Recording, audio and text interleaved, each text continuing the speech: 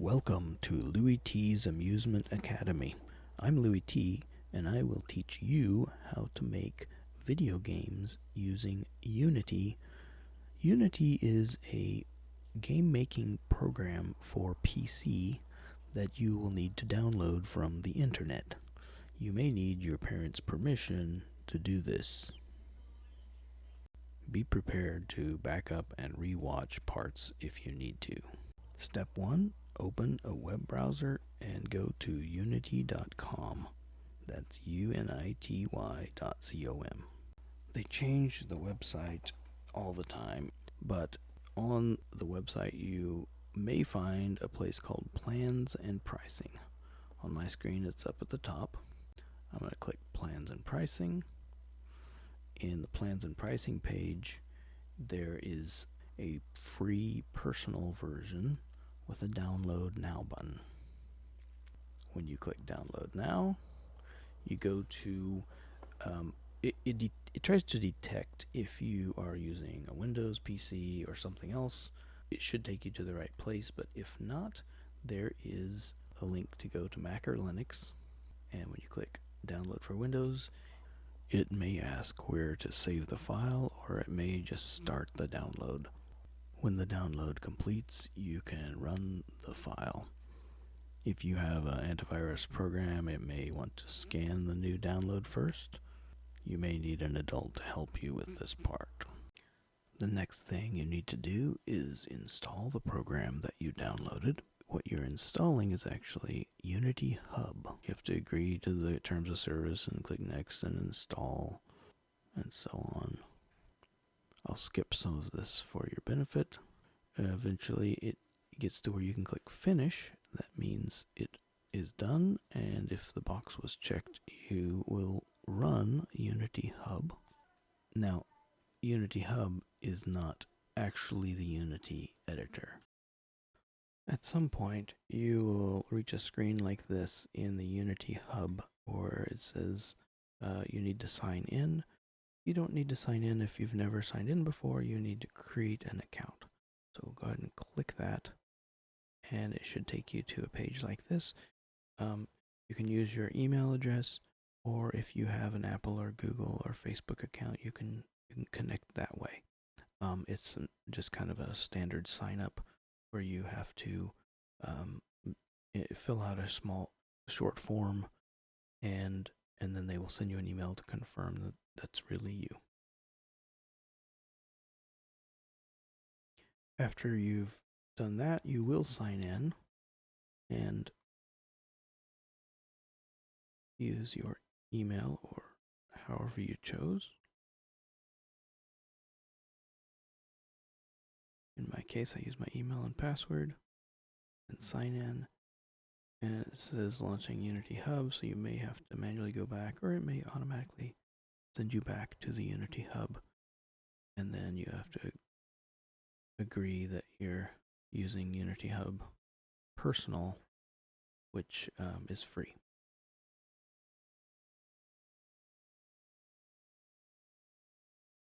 The Unity Hub is pretty simple. You have, on the left, you have this menu. The top item is probably projects. You don't have any projects yet if you just installed Unity for the first time.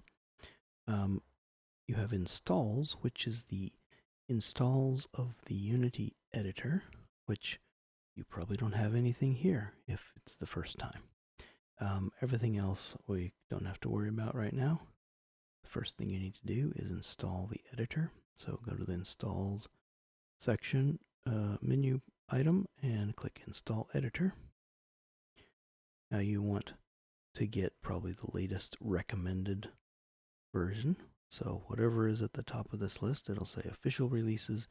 I wouldn't worry about these others, and get the one that says supported, recommended, and install. Now there is a number of options. I don't think you need to select anything. For me, I've already got some stuff installed, so your window will look a little bit different. You will probably have a checkbox for Microsoft Visual Studio Community, and it's probably already checked. So that's good. You want that program. It's a different program. It's also not Unity, but it is a good program to use for editing. Um, when we get to the part where we're doing code, and then there's lots of other options. I don't recommend anything at the beginning. Just use the default selections, and then click install.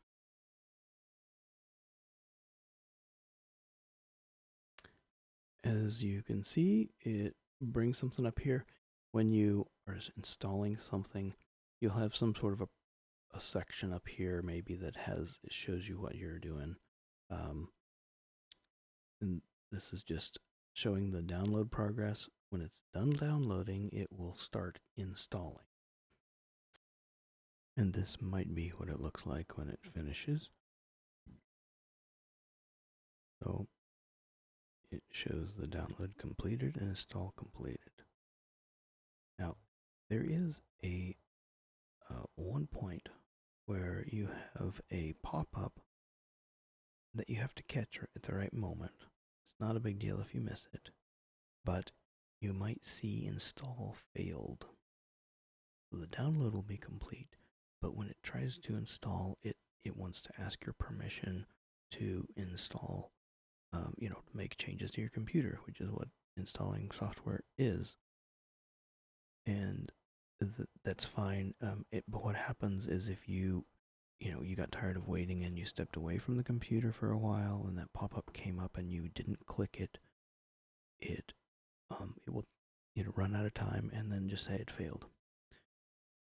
Now that's not a big deal because you can just come back here and install again. So because I did click the button, I can't even see what that looks like on your screen. But I think it'll be in like a box like this, and you'll just have to say, retry or something to install again. Once it's installed, you can go to the Projects tab.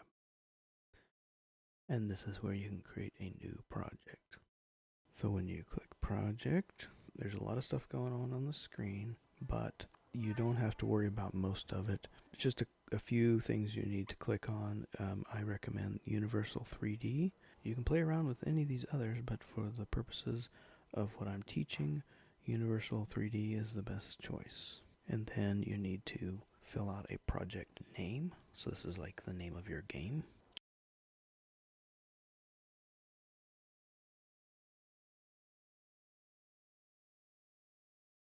Once you've clicked create, then it goes ahead and starts actually loading up the Unity editor.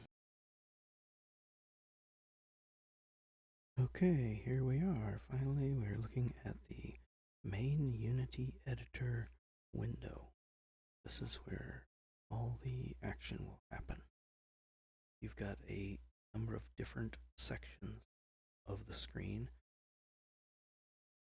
The first thing I want to draw your attention to is this little controls at the very top middle. This is how you play your game and test it to make sure it works the way you want it to. The first button is like a play button, like you would play a video or music or something. Okay, I'm going to push the play button, and it's loading into play mode. And as you can see, the play button turned into a stop button. Okay, now the game is running. I don't know if you noticed, before we were looking at the scene view tab, and when we clicked play and it finished loading, it switched to the game view, which is very similar, but this is actually what it should look like in the final published game. If you were to publish it like this, it would look like this. And as you can see, it just looks like kind of an empty world.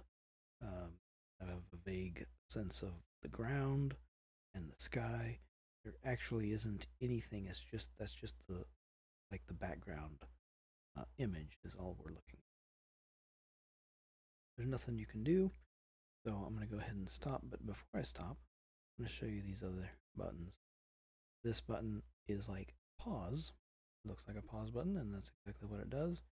But in the scene view, you can look around and see how things were in that particular moment. This step button allows you to move forward one frame, I believe. And of course, right now there's nothing happening, so one frame is the same as any other frame.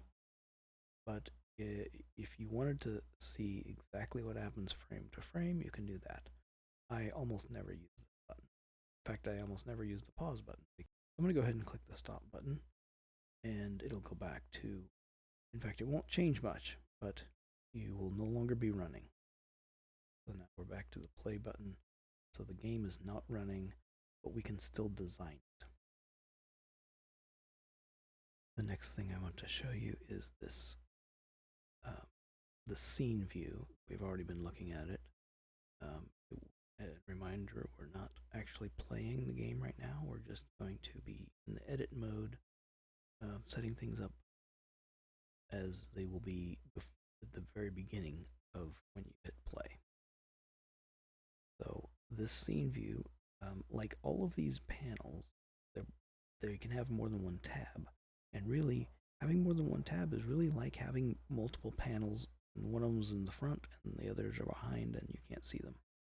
So I want to show you basically how to navigate in the scene view, because this is like a big piece of how you will be able to control your game. So right now I'm using a regular mouse. I'm not using a laptop trackpad. So I'm going to hold down the right mouse button. So I'm right-handed, and so I'm basically using I think my ring finger to click, and I'm not just doing a single click. So that would be a right click. It would open up this menu, but I'm not doing that. I'm gonna left click, and then I'm gonna right click and drag. And so what's this is doing? I'm just basically dragging around. You can see the little mouse cursor is changed into an eye symbol. We're rotating like a little camera view around in this world. We're not moving the camera. We're just changing which direction it's pointing.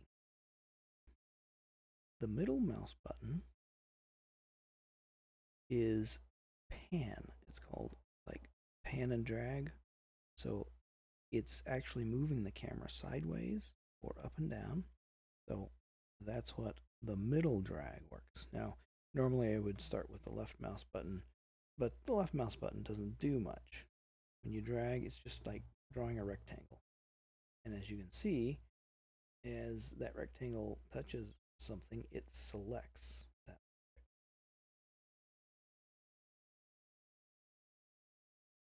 And now you can see these objects have some extra lines attached to them when they're selected. If I click off somewhere in the sky, boom, they're deselected. I can just click on something with a single left click, and it selects. And if you select something different, the first one deselects and the new one is selected. Now, when it's selected, you might notice that stuff appears over here on the right side. This is the Inspector tab. I want to talk a little bit about the way that panels and tabs work. So this Inspector tab is on the right side panel. The panel is one thing, but the tab is like living on the panel. But if there's only one tab and you close it, now how would you close it?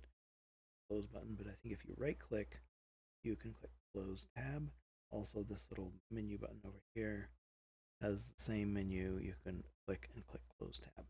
The whole panel disappears. So now these other panels extend all the way to the right side because that panel is gone. Now there's a layout button here. You can change your layout.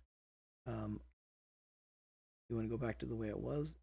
The starting default is this default option, and reset everything to the default layout. I generally use the default layout, but one thing I do that I want to teach you is sometimes one panel needs to be bigger. Like for instance, I want to see more information about this on the right side, the inspector.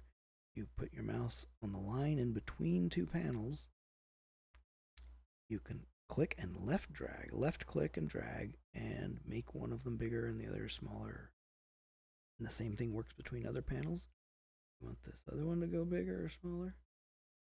What I often do is I move this one down so that my scene view is bigger.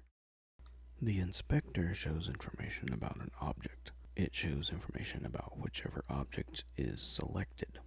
Here I have selected the camera, the main camera in the scene, which is different than the kind of virtual camera that we are looking at the scene from. In the Scene View tab, you can always see through this virtual camera, even though it doesn't exist in the scene. The main camera is what displays what you see in the Game tab. So here is the game view. This is just what the camera sees. If I want to show you this hierarchy view, this is a list of all the things. So in a very complex game, this list will be very long. I want to show you what happens if you delete the camera. So I'm going to right click, and there's a delete button, but you can also press the delete key on your keyboard. My game view goes black, and it has a message that says display 1, no cameras rendering. Is because there's no cameras in the game at all right now. Actually, I do want to have a camera in my game, so let's do edit and undo. The last change you made, you can undo, or you can also use Control-Z on your keyboard. I'm just showing you this so you can see what's going on. Boom, it undid the delete of the camera, so the camera is back. And now we can see in the game view. Now, even if you don't have a camera, I've deleted it again, go to the scene view, you can still see the world. The world's there whether the camera exists or not. But as you can tell, the camera's not there. I'm going to undo, and I'm still in the scene view. The camera came back. I will show you how to add a new camera. Let's just go ahead and delete the camera. Boom. In this left side panel called the hierarchy, you can add things here. You can right click, and down here in the bottom half of this menu is all the different types of things you can add. One of those types is a camera. Very simple, you just click camera and it adds a camera. Now, as you notice, all this stuff came back over here on the right side. I can't promise you that this camera is very similar to the one that was there by default. It's probably somewhat similar, but what it did is the position of the camera has changed to match the position of my view. When you create a camera, it basically matches your scene view camera. Another thing that you can do in the scene view is while you're holding down the right mouse button, you can move your view camera around, not the camera that's officially listed, but your scene view camera. You press the W key, you will start moving forward, and we just moved past the other camera again. W moves forward, whichever way you drag to face, it's going to be in that direction. Moving toward it. And pan is A, pan's left, and D, pan's right, and S goes backwards. So that's one way you can move around in your game, moving the scene view camera around. So I do want to tell you a little bit about this light. I'm going to move over there to the light, and I'm going to let go, and I'm going to click on it, left click. You can see the light. It's called a directional light. You see some extra little lines coming off of it, and they're pointing in a particular direction. That's because that's the direction that the light is shining. I can show you a little bit more about it as we show some other objects so that you can see what the light looks like. Okay, let's put something else in the game besides the light and the camera. Right click somewhere in the blank space of the hierarchy, go down to 3D object and click cube. Middle drag so you can kind of tell the position of the light relative to the. Now you'd think the light is shining from over here toward the object. It would not look like that. But click on the light, it's actually shining in a particular direction, independent of the location that this object is. This object is just so that it can exist in a 3D space, but it is not does not represent the location from the light's coming from.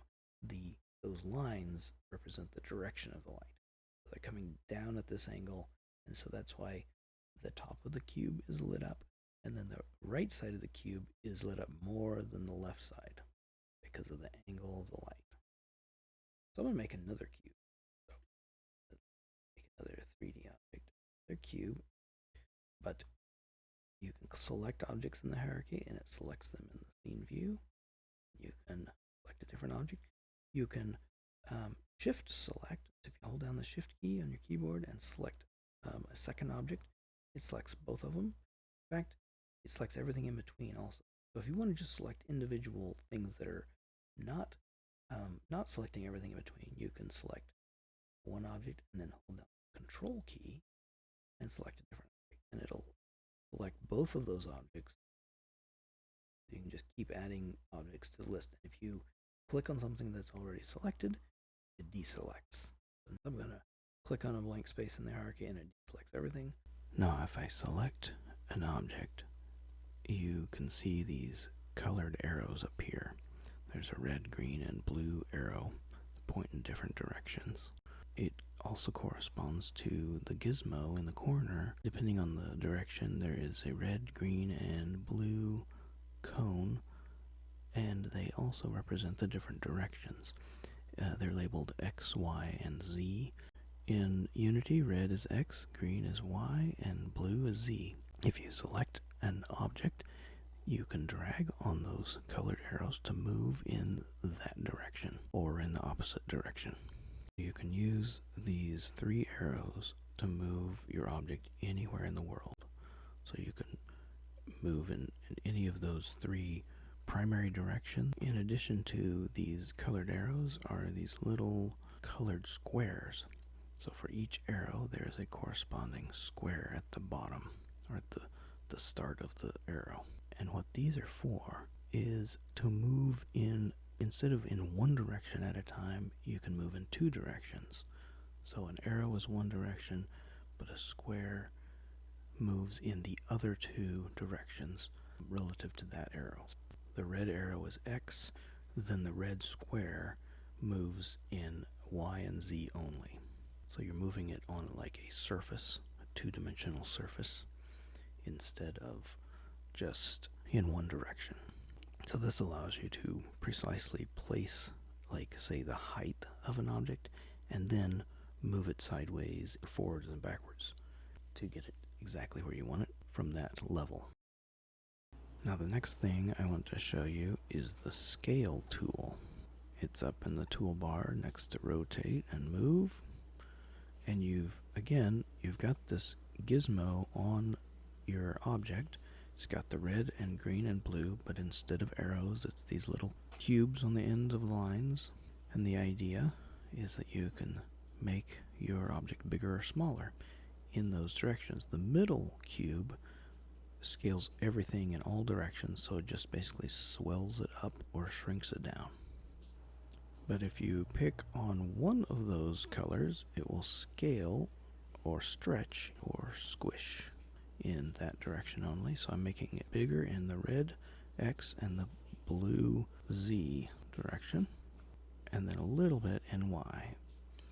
You'll notice if 2 objects overlap, they just kind of merge together, and the smaller one sinks into the bigger one.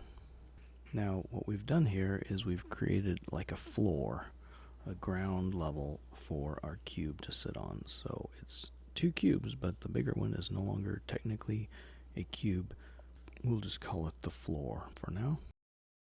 There's some other buttons over here. I'm not even going to talk about them because they are not as important right now. Maybe we'll discuss them at a later time. I want to go back to the rotate tool. Rotate to make something a different angle. So instead of being everything lined up with the grid, you can hit tipped. So in this world. Now, I don't really want the ground to be tipped right now, so I let it go. I tipped it. I'm going to do Control Z to undo that change. So that Control Z undo works for um, that kind of change also. And I'm going to click on this other box. And then we're going to rotate this small box around different axes. You still have the concept of X, Y, and Z, but instead of an arrow, you have circles, and basically they line up with the angle that you will be rotating the box. You can change it to different angles. I'm moving this to be kind of an odd angle for a particular reason we'll talk about later. This big box, I've stretched it so that it's no longer the same on all sides, so it is scaled, and I wouldn't call it a cube, but it's still called a cube in the hierarchy because that's just the name. It doesn't mean that by calling it a cube, it's truly a cube. We can change the name. So if I click on it, I can wait a little bit and click again, and then it becomes like an editable text box. We'll call it floor. Floor. Boom. Now, I don't know if you notice, also, the name changed over here in the inspector. You can actually change the name from the inspector. So I can just call it capital FLOOR 1. Okay, we're going to call that the end of part 1. Thank you for watching this episode of LewyT's Amusement Academy. Come back next time where we get into the real fun stuff, like adding more different types of shapes and changing their colors and making them move around.